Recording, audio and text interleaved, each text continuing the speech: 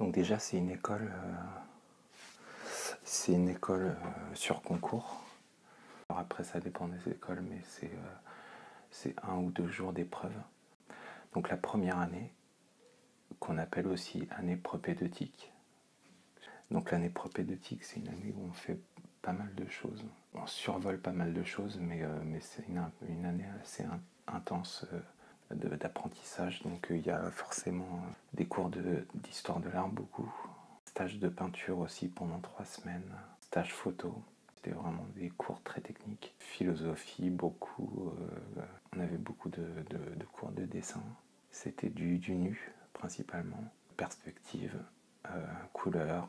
Alors l'année propédeutique sert à savoir, après, à partir de la deuxième année, vers quoi on va se diriger. Donc on a 3 choix. Il y a la filière art, la filière com et la filière design. Et là, pour le coup, en deuxième année, c'est plus précis, quoi. On commence à avoir en atelier des sujets donc, sur lesquels on travaille. On pouvait travailler de quelques jours, même une journée, à quelques semaines parfois, selon le médium qu'on avait choisi. Donc là, on était moins bridé finalement. En première année, autant je ne savais pas ce que je foutais là. Autant en deuxième année, c'était plus intense, mais c'était beaucoup plus intéressant. Et je pense que j'ai eu une révélation, notamment pendant les cours de photo, la chambre noire. On avait aussi des stages d'éclairage studio, donc des cours d'écriture, toujours des cours de philo, histoire de l'art, anglais, je crois, en deuxième année. Et c'est en deuxième année aussi qu'on a commencé à sortir des murs de l'école, participer à des projets dans la ville. Sinon voilà, on a fait beaucoup de stages en deuxième année. Qu'est-ce qu'on a fait d'autre? Et puis c'est surtout des...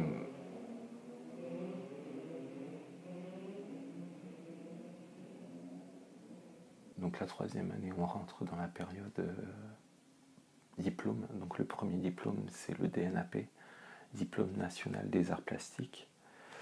Et donc là, pour le coup, on est beaucoup plus livré à nous-mêmes, c'est-à-dire que on n'est plus imposé par un thème, on n'est plus imposé par un médium. C'est là qu'on commence à affirmer notre personnalité dans notre travail. Moi, dans ma promotion en troisième année, on était moins de 10.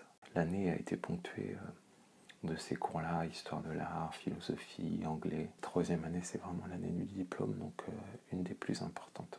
Et après, je vais mettre la quatrième et cinquième année ensemble. C'est un peu la continuité de la troisième année. C'est un peu la continuité du travail qu'on a fourni en troisième année. Et donc là, c'est pareil, la quatrième et cinquième année, les profs et les intervenants sont là pour nous guider dans notre travail. C'est plus des discussions, ils passent en atelier, on discute de notre travail. Ils nous donnent des clés, enfin ils nous guident. C'est souvent les profs des beaux-arts sont souvent des plasticiens eux-mêmes, donc ils savent les problématiques que peuvent avoir un travail plastique. Et j'ai eu la chance en quatrième année de partir 3 semaines en Mauritanie pour un projet artistique. On était 9 à partir dans un trek dans le désert du Sahara, et on est parti en cinquième année 15 jours à New York. Et ça, c'était vraiment hyper intéressant. Je pense que c'est important que les écoles proposent ce genre de voyage aux élèves. Cinquième année, c'est le DNSEP, Diplôme National Supérieur des Enseignements Plastiques. Et donc là, c'est pareil. Donc on présente notre travail fourni pendant 3 ans pour le coup, devant un jury. Donc là, ils étaient plus nombreux. Non, ce qui en était sorti, c'était un fort potentiel, mais pas assez investi. Donc voilà, moi je pense que les beaux-arts, c'est l'école de la vie.